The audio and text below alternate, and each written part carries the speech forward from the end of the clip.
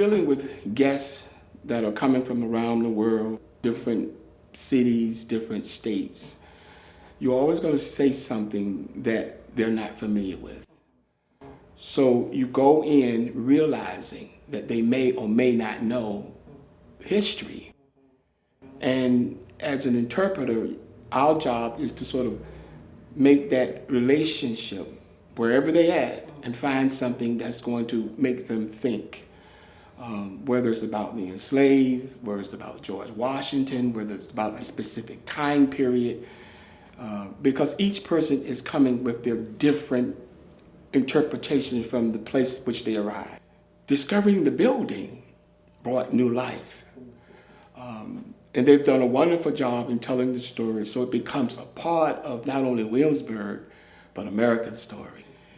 And so it makes us realize that if you can find something, as they suggested, that was hidden in plain sight, and you can present it to our modern day guests, it brings the story to life.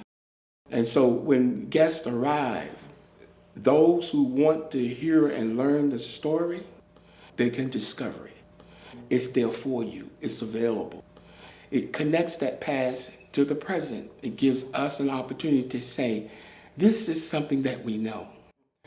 But it's also important, in my opinion, is that we understand that it's not just the Bray School. It's about the time period. It's about what's happening in 1769, what's happening in 1774. We're transitioning to become an independent nation.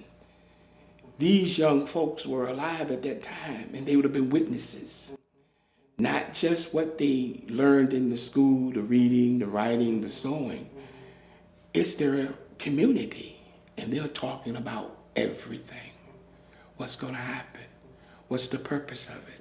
Now I can share it with my community, what I learned. So history is telling you that someone knew how to read and write. Someone knew how to think.